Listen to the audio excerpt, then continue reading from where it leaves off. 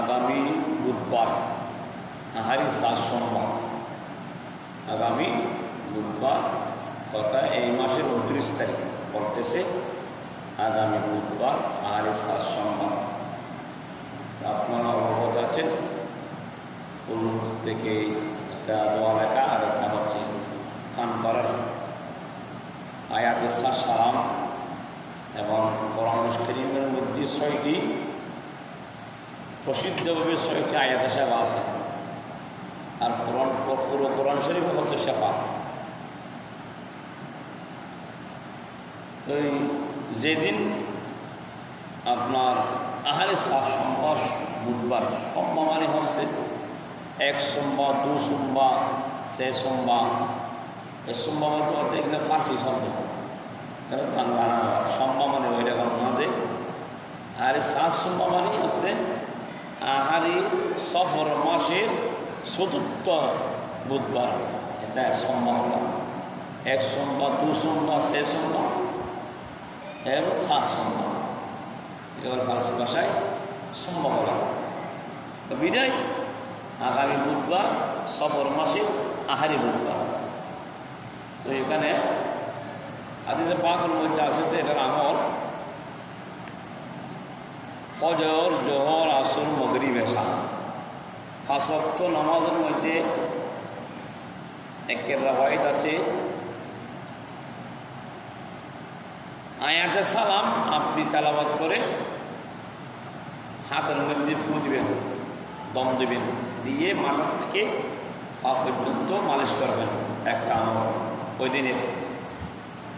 আর একটা হচ্ছে আমল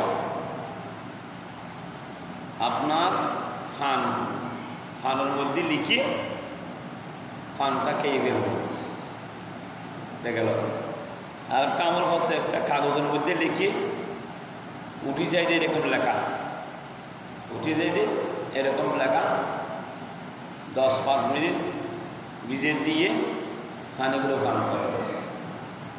তো ওটুই না যায় যে লেখাগুলো দেওয়া যাবে, কিন্তু ওই লেখাটা যখন গ্লাস বা কলসি থেকে আবার হাতে নিয়ে ফুকুরে ফেলে দিতে হবে, কারণ ওখানে কিন্তু লেখার মধ্যে আমি পানি ফান করেছি, লেখাগুলো থেকে গেছে। তো ওই লেখাগুলো যদি কোনো জায়গায় ফলানো হয় মানুষের পায়ে পড়বে, কোরআনের বেহের মধ্যে হবে, আয়াতে সালাম আয়াতে সাফার বেহর মধ্যে হবে, বিদায় সবর সাইয়ে গুনাহ বিদ্ধ হয়ে যাবে।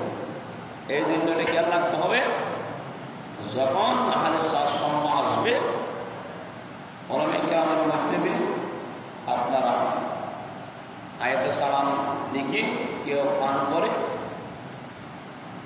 আবার আয়াতে সাফা একসাথে মিলেই পান করে, সালাম প্লাস আয়াতে সাফা।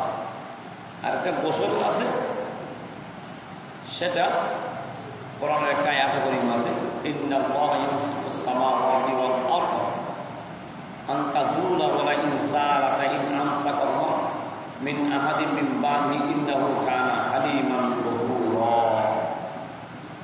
সূরা ইয়াসিনের পৃষ্ঠার ওটাতে উপরের পৃষ্ঠা আছে, অর্থাৎ 22 পারাতে আয়াতে কারীমা। ইয়াসিন সূরার পৃষ্ঠাটাতে শুরু এই অর্ধভাগ বিভাগে ভাগ পৃষ্ঠাটা, উপরের পৃষ্ঠার মধ্যে ইন্নাল্লাহা ইয়ামসিকুস সামাওয়াতি ওয়াল আরদ আন তাযুলা ওয়া লা ইন যালাতা ইন আমসাকাহুমা মিন আহাদিন মিন বাদিহি ইন্নাহু কানা হালিমান গফুরা। পরে এটা আয়াতটা লিখবে, লিখার পরে নিচে একটা নকশা আছে, 1 থেকে 9 পর্যন্ত একটা নকশা, নকশাতে লিপিবদ্ধ করে এটা গোসল করবে।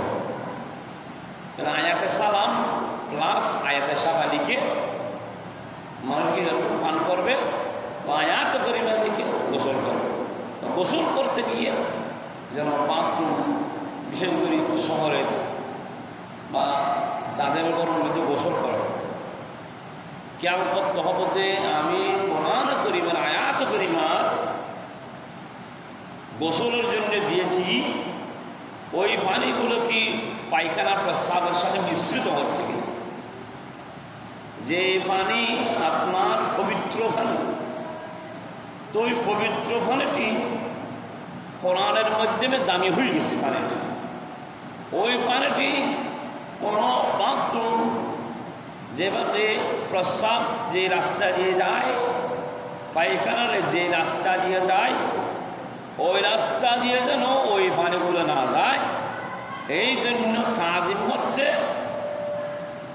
যাদের পুকুর আছে পুকুরের মধ্যে কোমর পর্যন্ত নেমে পানির উপর গোসল করার পর ঢেলে দেওয়া, ঢেলে দিয়ে উঠে যাওয়া। কেন? ওই পানিগুলো নাবির নিচেও যাওয়া যাবে না, খেয়াল করতে হবে।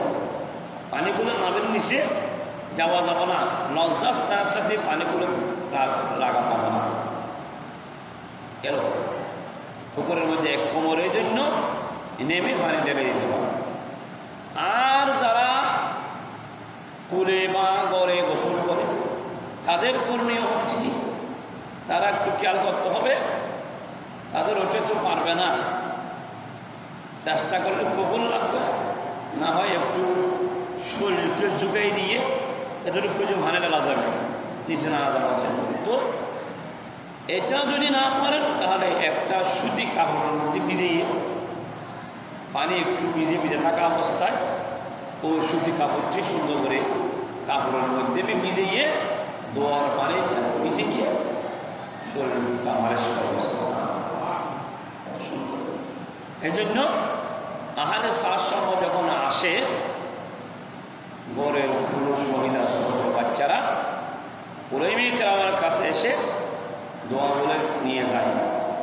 যারা নিয়ে যাবে তাদের করণীয় হচ্ছে কি, সঠিকভাবে পানিগুলো পান করা এবং গোসলের মাধ্যমে গোসলটা অন্তত পক্ষে গোসলটা যেন কিনা হয় কোরআনের দেহের মতো না হয়, গোসল করতে গিয়ে যেন কোরআনের কিনা হয় আয়াতে সালাম আয়াতে সাফা, গোসলের যে আয়াত পরিমাণ মধ্যে যেন দেহের মতো না হয়। এই জন্য খেয়াল রাখবেন, আহারে সব সম্ভব হচ্ছে আসে, ওটা আছে উত্তম, এটা হচ্ছে উত্তম কাজ। করলে ভালো, না করলে গুণা নেই, করলে ভালো, কারণ এটা কোরআনের মাধ্যমে হচ্ছে শেফার নিয়তে, এটা ফিতনার জন্য নয়, শেফার নিয়তে রোগ নিরাময়ের জন্য। শেফার নিয়তে যখন করবে উত্তম হিসেবে ওটা জায়েজ, এটা হারাম নয়, করলে ভালো, না করলে গুনাহ নাই। এটা হচ্ছে আহারে গোসল, দোয়া রাখা, ফান করা এবং গোসল করা। আল্লাহ শরীরটা বোঝার তৌফিক দান।